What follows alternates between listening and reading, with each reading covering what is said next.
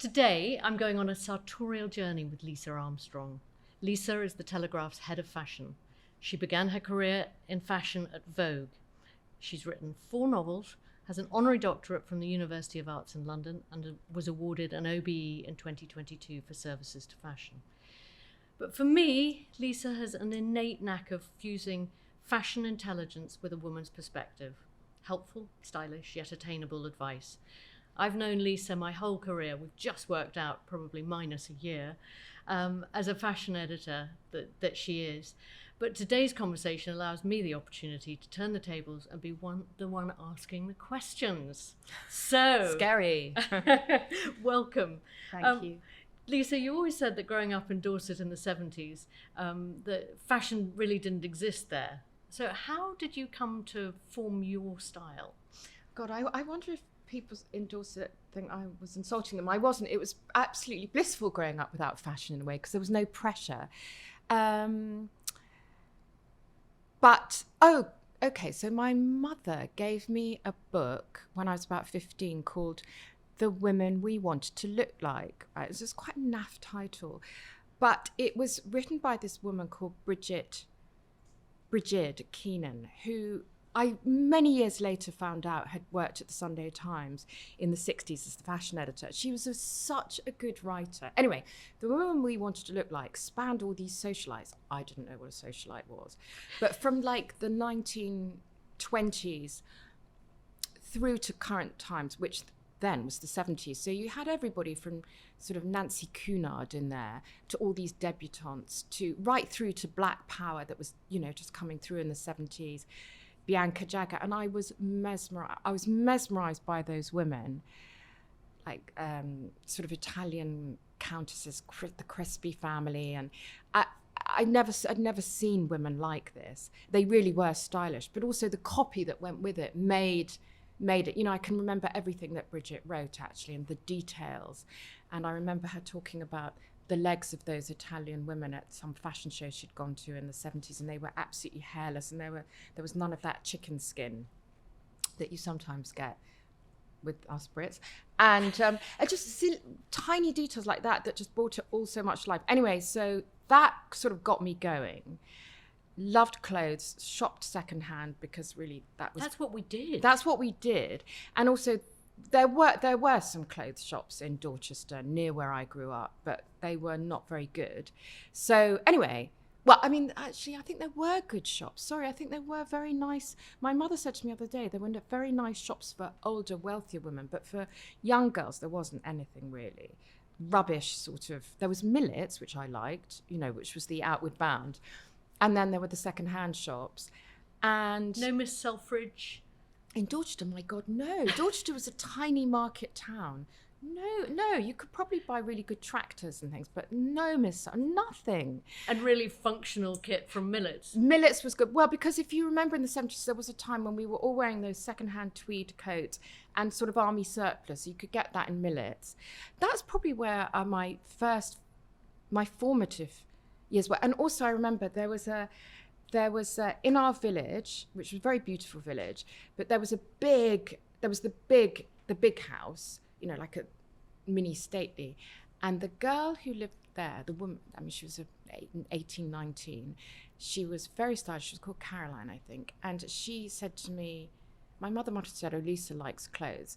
And Caroline said, "Well, come and look at my clothes. I'm getting rid of them." Dream. And she had a lot of sort of Bieber-like things, and so I took a stack of those. So I think Millets combined with like 70s take on the 30s, and I still love that. So that's where I didn't know that you could make a living in fashion. Obviously, I knew nothing, and I went off to university and did my English and French literature degree, and then got a job in journalism. And my second job was on Elle, and it had just started, and it was very cool. And I remember these amazing fashion. Lucinda Chambers was there, Debbie Mason. They wore sort of tutus and Yohji Yamamoto jackets. I've never seen anything like it in my life. But totally inspiring. Very inspiring, and also traveling all the time. And I thought, I'd like some of that. Not the tutus. I knew I couldn't do that. But it just seemed really fun, and fashion seemed so interesting. And so then I got a job on Vogue, and that was where I really started to write about fashion, because I think it was literally somebody had left, and Liz Torberis, the then editor-in-chief, it was like the chorus line. She said, "You, Lisa, you over there in the corner, would you like to write some fashion?" It was an extraordinary world then, wasn't it? Yeah, it was great, because because I knew nothing, I had no fear. So, you know, years later, when I still, even now, I hear about newly appointed editors of magazines who get very wound up about what they're going to wear to the shows, and they get their fashion directors to do Polaroids of, you know, the whole look. Well, that of was what going they to should be wear. my next question. I didn't have that fear. I was so dumb. I just turned up in things that I liked. But when do you feel you sort of established the Lisa style? I don't know if there is. Well, there is a picture I've got of me when I was 15, and I'm wearing pretty much what I still love to wear, which is a white silky blouse. It wouldn't have been real silk, and some corduroy flares, flat sandals, necklace. Still love that look. I always think of you rocking a trouser suit just effortlessly. Well, that's very kind of you to say. I love a trouser suit. Well, I wouldn't have had trouser suits back then, because I don't think they were such, you know, obviously Saint Laurent was doing... They weren't such a thing then. They weren't such a thing as my price level. And they definitely... So when I started to have when I started earning, and when clothes mattered more, in that, you know, professionally they really mattered. So I was at L, so this would have been 87. I mean, what were we wearing? There was a big Japanese influence. I remember wearing lots of calf-length skirts. Oh, Romeo Gigli. Yes. Loved Romeo Gigli. My And then wedding the whole dress was a complete Helmut copy of it. Lang That was the moment. 90s. I loved Helmut Lang, and I did have a Helmut Lang trouser suit. But I don't know, because British publishing on magazines was always so badly paid. I never bought that much. I mean, it was always very sparing. You must have been courted by designers and given wonderful things, or I massive wasn't. discounts and things. No, I mean, yes, we got discounts. I wasn't, because I was really low down the pecking order, you know, when in that era that you're talking about. So, yes, the fashion directors would have been courted, but not me. No. I mean, what we used to be able to do was pre-order. So Rifat Ozbek, that was the thing we all loved. And we'd go... at the season time, So when after they're the showing show, collections. straight after the show, there would be a sort of window of about 2 weeks where you could go in and pre-order, and it would arrive 6 months late. I mean, it was a ridiculous way But by to which buy. point By did you which still point, like it? You didn't like it, and also you probably hadn't tried it on half the time. And Yes, because the model size must have been and it was just weenie. No, I mean, like, mistakes were made. Definitely mistakes were made, and a lot of, oh my God, is that how much I've spent? And I don't like it.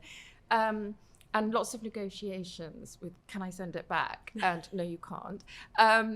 So that was the early days, and thank God is all I can say, that there's not a lot of photographic evidence around from that era, because there certainly is now. There certainly is now. You know, but I suppose the other side of there being loads of pictures now is that you really learn from them, don't you? And you learn what works for you. Exactly. I mean, one question that I am fascinated to ask is the pressure on a fashion editor.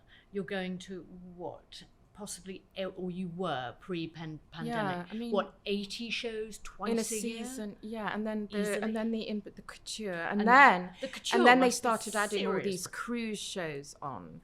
So how, as a professional in the do you industry, know when I begin was to plan okay? So it? when I was a rookie at Vogue, I remember Sarah Jane Hall, who was this incredible. She was the fashion director. Magical. She was so magical and so stylish, and wonderful, and also sometimes horrible. And I remember she said to me once, we were in Paris, and I said, "Oh God, I don't seem to have packed very well." And she said, "You? Who's going to be looking at you?" And that has ow. yes, ouch. But she was damn right. I was like in the 5th row back in those days, and it's like, who was going to be looking at me? And I think I've always kept a bit of that. Actually, years later, when I was front row, and I remember I started to see pictures of myself online, and also there'd be weird things like there'd be illustrators, and they'd send you illustrations that they'd done of you, or somebody would send you a picture they'd seen of you. And then I started to think, holy cow, yeah, people do, Sarah Jane, people do see what I'm wearing. But even now, you know, when there's so much around, there are many more people that put themselves out there more than you can. Look, you can put yourself out there to be photographed all the time by wearing major looks, but that's not what I've ever wanted to do. And it's not because I'm so modest or an amazing person. But it is a type of it takes person. a lot of time. It's a type of person. Nowadays, I, like all my peers, I get loads of emails before the show saying, you know, what would you like to borrow? Can we dress you? But it's very nice of them, but I don't want to. I just like to wear clothes that I feel really comfortable in, and I don't want to wear a look. And also, I'm quite small, so everything would have to be altered. So you pack for yourself? You plan I do it? my own packing. How do you do it? Do you do wardrobe selfies? Do you try things on? No, we don't have to. I don't have time, honestly. The night before it's Milan, in my dreams to be able to do that. Oh, you can. I'm sure you do. And I don't get it right all the time. But so this is an average day. So we go to Milan. Classically, we'd get that 9:20 British Airways flight to Milan. I don't even know if it's still going at the moment because of the pandemic. They cut back, so apparently there's just a 7:55, which is impossible, evil. Right. So the Tuesday before, am I planning my wardrobe? No, I'm desperately scurrying around, still seeing the last few shows at Fashion Week, and then doing all the pages in the Telegraph for the Wednesday. Yep. And leaving the office at 7:00 at night, getting home feeling quite shattered and thinking, oh yeah, I got to pack. Oh. But I sort of think, well, if it's 5 days, how many dinners? Are there any like black tie events sort of thing? I mean, not that they're really called black tie in fashion land, but what are the events? What do they What call are the days? it?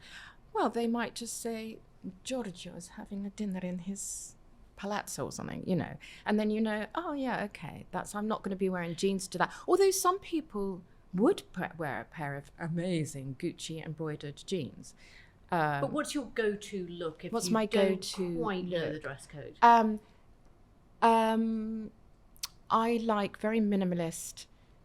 So a trouser suit would be absolutely fabulous because then you can just throw on some jewelry and some heels. Yeah, that's my go-to. I like very minimalist drapey dresses. I don't tend to do little black dresses because black doesn't look that good on me, but I'd happily do a little white dress, a little red Is that dress. an age thing? It's definitely an age thing, but it's also, it never did really suit me. I just not the colouring for it. Yeah. But yes, as an age thing, I think black can be really draining as you get older. It's funny. I mean, I've worn so much black all my life, and suddenly, well, here I am. And it's today interesting in because you've colour. got such amazing blonde hair. I would have I thought always you say might I'm be able wearing to. enough colour Exactly, anyway. you're wearing colour. You could lift the blonde, or you could lift the black. No, for me, not. Actually, it's funny because in March I went to New York to. Ralph Lauren was having his first catwalk show in 2 years. And, I love a Ralph show. It's so old school. And They're wonderful. And aren't afterwards, he took the whole of the Polo bar, which he owns, over. And it was just like, oh, I'm in a sort of Cary Grant New York movie type of thing. Oh, Dorothy Parker. And, but absolutely, the whole show was monochrome, right? And all the guests were in monochrome. Even Anna Wintour was in black and white. I hadn't got that memo, and I was in a pink trouser suit, and I just said, fabulous! You stood out. I was fine. I was fine about it because I loved my trouser suit, and no one had told me that there was. I don't think they'd told me. And did you go back to the hotel and look at your invitation again? I don't know. I didn't actually because I was just too tired, and it was all over by then. But I did say to the people, was there a black and white memo? She said, well, I don't think there was, but I think there might have been for the Americans. Yeah. Anyway, I was like that, that famous cartoon, is it? But H. Bateman, I was the only person not in black and white. But that's fabulous. It's fine. I'd love to see a colour picture of that. It's fine. And I think they probably cut me out if they did any panoramas, they've cut me out because everything else was just beautifully monochrome. So anyway, so I don't wear a lot of black and white. But I do, I love a pair of black trousers, and I have got a fabulous McQueen tuxedo, which, but you see, those tuxedos are different because they're very, very tailored, and you really have to beautifully structured, and you really have to sit up straight, and you've got to wear the heels with it. And most of the time, I'm probably in a slouchier trouser suit, but I like them any which way, to be honest. So do you find your body language changes when you put on something with such structure? Definitely. And also, I am very conscious of my posture because I discovered very belatedly that I've got a sort of mild scoliosis. And I never understood my walk was so weird. And people always used to say to me, "Are you trying to be a model?" Because I always threw my hips forward, but that's how I naturally walk. God, I've never noticed that. Well, because I'm now paranoid about my posture, and I do tons of Pilates, and she's always saying to me, "Stand like this and move like this." And so, yeah. But actually, don't you think as we get older, definitely posture? And I would now we're both pulling ourselves up straight. And I always really recommend Pilates. I mean, it's boring because everyone recommends Pilates, but I think posture is what ages people. I couldn't agree more. More than practically anything else. My mum is 82, and because she's always been a sort of very enthusiastic amateur opera singer, she has amazing posture. It's all that breathing and having to open up your chest. And she looks so youthful. I mean, she doesn't have any work done. She doesn't really very often wear makeup, but she looks incredible. And I'm very aware now, especially when I go into my office at the Telegraph, of how badly we all slump in front of our computers. It's really, I have this theory that good posture and a bright smile can take years off you. Totally agree. Yes. Yeah, those are my things. I'm not really bothered about wrinkles, and I am probably bothered about white hair, silver hair, because I did try and go grey. I was going to say, it's gone a bit by the board. The hair thing, it's a big moment for any woman, I think, because I look at my... Well, I think you're very lucky because, again, the blonde, I think that's very easy to keep up. I think when you're... well, no, not easy, but what I mean is when you're a brunette and you start to go silver or grey, I've got friends who every so often they sort of, "Oh my God, the hairdresser made me too dark." I think that's a very common thing. Whereas with blonde, you can sort of let the silver come through a bit; it doesn't really show so much, or you can just keep on being blonde. But then there's that moment of, okay, do I just embrace the grey? Well, I tried to embrace the grey, and I quite liked it, but my lovely hairdresser said she liked it, but then one day I came out and I wasn't... You weren't grey anymore? I think I am when I sweep it back, but not so much when it's down. Well, it looks pretty good to me. It's... Yeah, go with the flow. But you've been off chemicals. You've been a fashion critic for many years. But I've noticed that your approach to fashion commentaries is much more about you being a woman now, and what you need, what we need and want and feel in our clothes, and I find that really inspiring in your writing. Good. Well, to be honest, partly that's a response to the digital landscape that we're all in now, because we can see exactly how many people are reading an article and how long they read it for, and I mean, and sometimes the analytics. Yeah, the analytics are terrifying. And before we were in blissful ignorance, we just didn't know that no one was reading critique us all. And us but the average read. I mean, actually, to be honest, I know this from across the board because I do speak to my colleagues on other publications, and a straight review, there's not many people who want to read endless reviews. It feels quite dry now compared to, I think the industry's fascinated by it. Well, the industry's semi-fascinated. They only read their own reviews. So this was about thinking, well, what would I want to read? The other thing I think about fashion is that you've got these mega brands now, like Gucci and Chanel and Vuitton. If you think about what they do, and it's wonderful, I absolutely love Gucci. But, he sort of does similar things each season. So, And as does Chanel, as does Vuitton. And actually, it's a beautiful evolution. And it's fabulous. But to itemise, and yet again, Gucci did, an eclectic look of a tweed jacket and some sequins. And Chanel did a boucle jacket. Surprise. So you've got to make it. I always think, well, what's the takeout for a sort of average person? What would I want to know about that show? I'd want to know what the shoes are. What can I wear? What should I be buying next season? I love that. I mean, I've noticed also you model quite a few of the looks that you talk about. I think that's fantastic. I hate doing that. How does it feel? Horrible. I hate doing it. It doesn't show. Because the other thing, what you've just said about a smile is so true. I've realised, I really think that the designers are missing a trick when they tell the models to look, grumpy. Because if I don't smile in the pictures, I look 100. And if I do smile, it's all fine because it's sort of hoiking everything up. So that's why I look really cheerful in those pictures. I'm not necessarily feeling that cheerful. That does make me laugh, that comment, because I never forget my belated departed father always used to come to the shows and he'd, that was lovely, darling.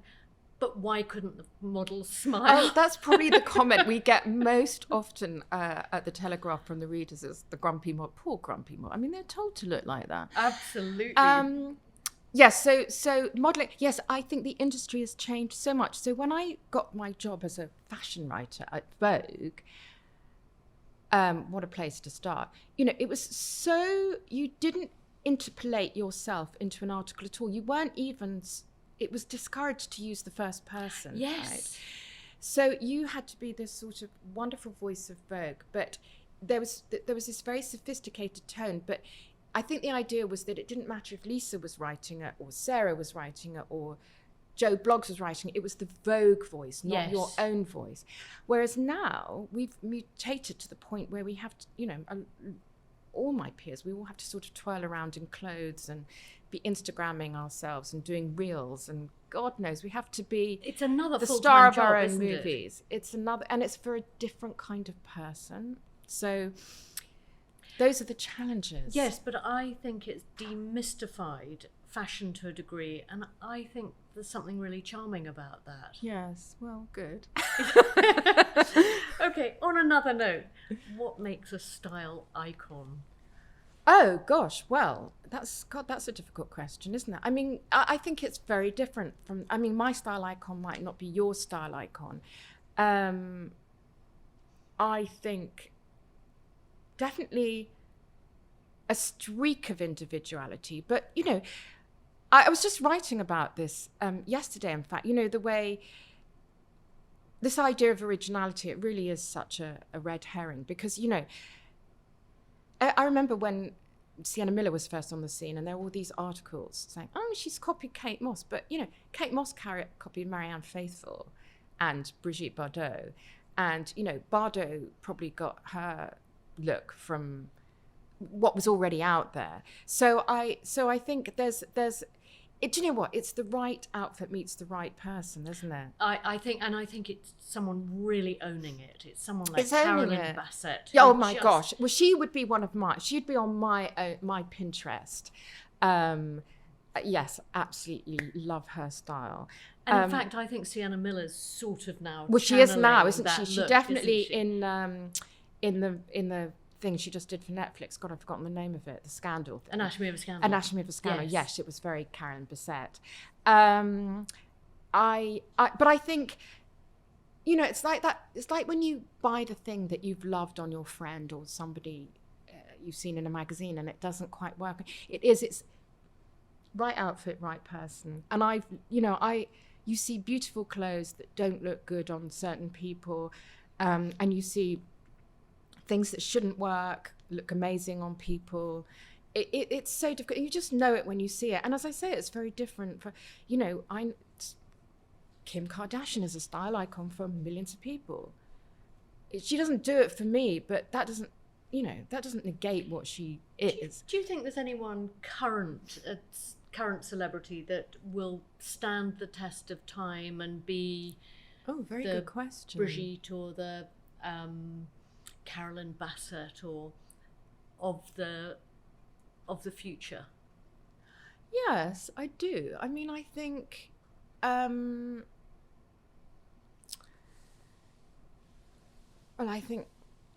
I find Carolyn de Maigret very, very stylish. She's gorgeous, isn't I mean, there's loads of them. To be she honest. really does channel Parisian chic. She does, but you know, she's got that whole shaggy hair and the fringe, and she also has 6 foot of. Yeah, she has 6 foot. Let's think of someone small. Well, Sienna's quite small, Sienna's isn't she? petite. And I think she's got great style.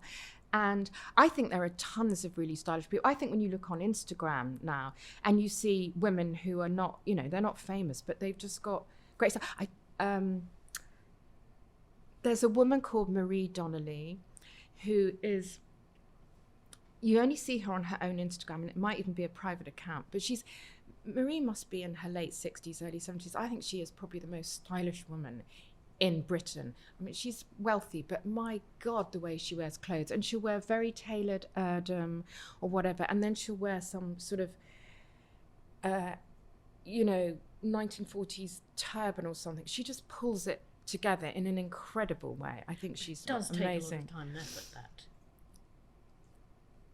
Yeah, maybe. Okay, so at Gucci show in Puglia 2 days ago, there was a woman at That is quite a name drop. I know, Love sorry, that. but you know, I'm a fashion editor. There was a woman. I mean, everyone at that show in the audience, I loved the way. I love what he does, because it really is saying to everybody, you can wear whatever you want from whatever era, mix it all up, be a boy in a girl's outfit, a girl in a boy's outfit, whatever, it's fine. You know, it's owning it, as you said. There was so many great looks, but there was one woman in sort of a librarian skirt, and, you know, like a Rosie the Riveter's, fabulous. hair bow and thing, and Louise Brooks bob. And the whole thing could have looked a little bit frumpy. But then she had these tattoos up her arms. I'm not a great tattoo lover, but just the whole thing. The whole look. The whole look, God, she was owning that. And it was so I just think he empowers people to be creative and to really just love whatever they're wearing. I think it's so good. It's really inspiring, and I think he's had a massive effect on the whole upcycle, recycle, second-hand. Would you ever wear rented?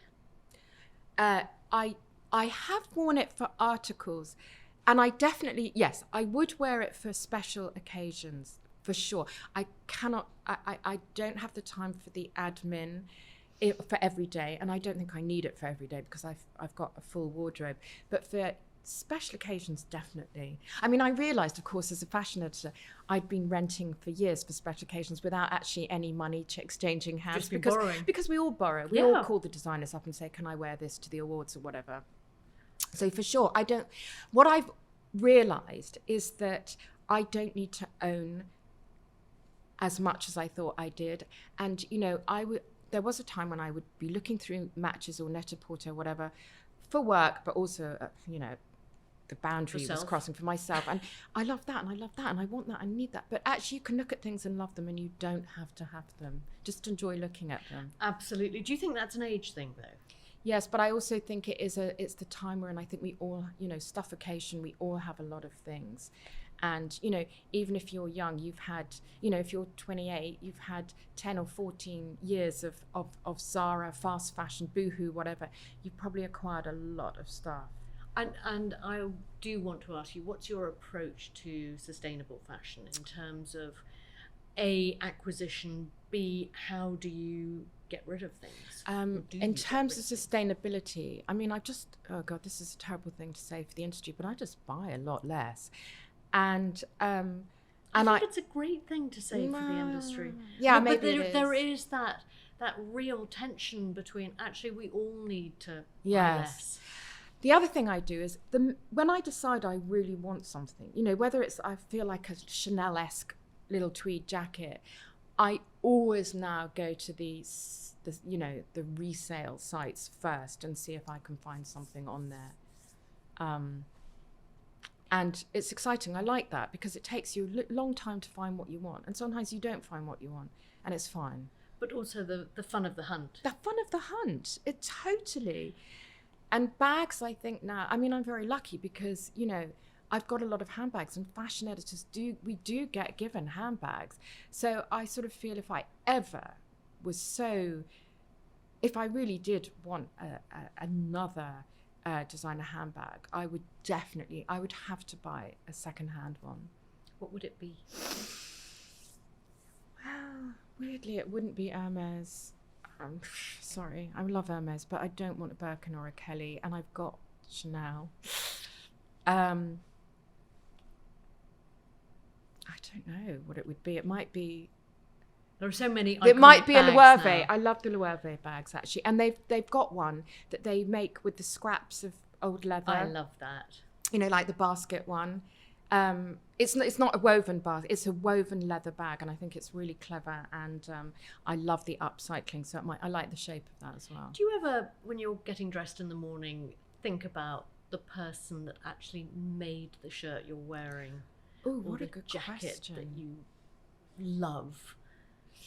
Probably not as much as I should. I mean, I've had things made for me, and I've got some Savile Row trouser suits, and every time I put those on, I think about the person. Because I think there's something really. It's amazing. It's sort of real conscious. And then I've got some items. There's a leather brand called Stella. Well, it's a bag brand, and they send you the person who made that bag, and I do think about that. But yeah, if I'm putting on, I think there's something charming also about the beautiful pashminas that are often woven in India, and I always used to have them sort of dyed to match the collection, and I always asked for the weaver to embroider their initials. Oh, that's so nice. Just in tiny thread, and I love that. Yeah, that is you can look at that beautiful piece. Hopefully you'll have it for the rest of your life, and the weaver is sort of with you and part of that journey, and I think there's something really lovely about that. Yeah, and it's very nice when you do wear secondhand clothes, thinking about the history of that item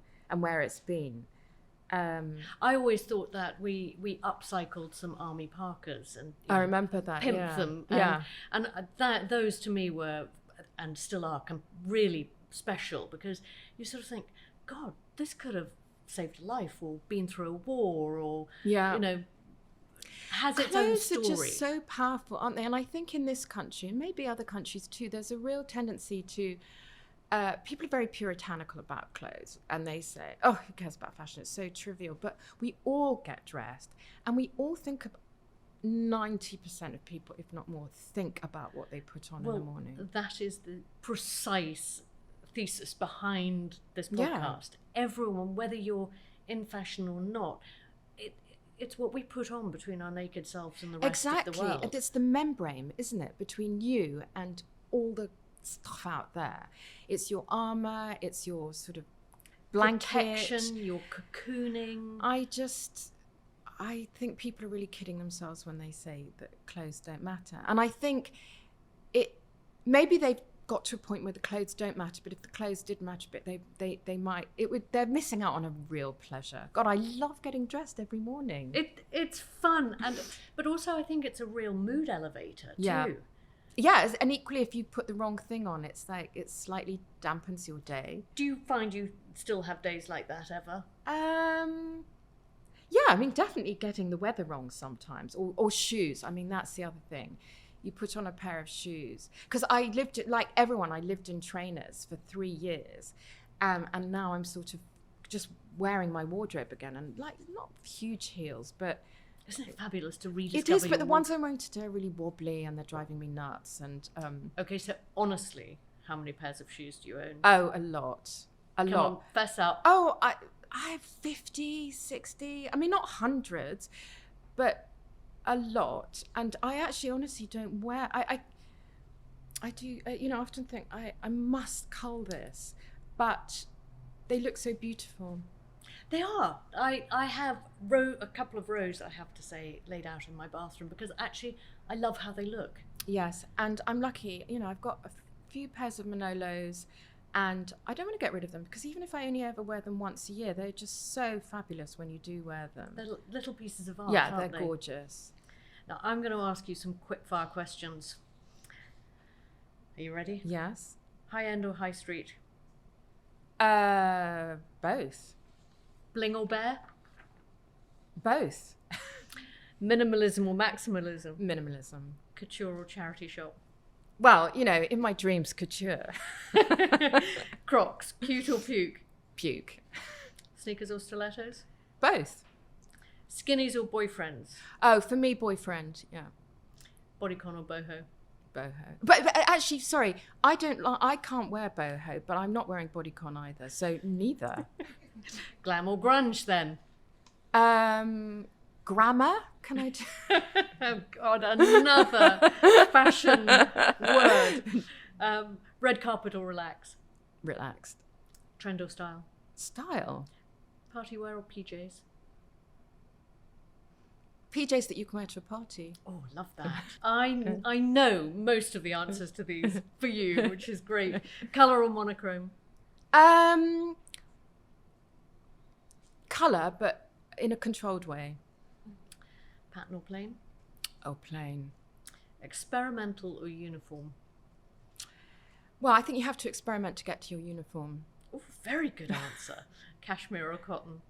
Both. Vintage or rental? Oh, probably for me it would be vintage. Recycled or upcycled? Oh, very good question. Well, it depends what it is. I mean, if I ever found Chanel couture in a shop, I wouldn't need to upcycle it. Shapewear or sexy lingerie? Shapewear. And finally, one very last question. At the end of the day, what do you or don't you hop into bed in? Oh, I love pajamas. I love gorgeous pajamas. Yeah. Fabulous. Yeah. Well, on that very happy, insightful note, Lisa Armstrong, it's been such a pleasure to chat about all things fashion. Yeah. I hope our listeners have enjoyed that as much as I have enjoyed that chat. Thank you very much. That was really good fun. Thank you.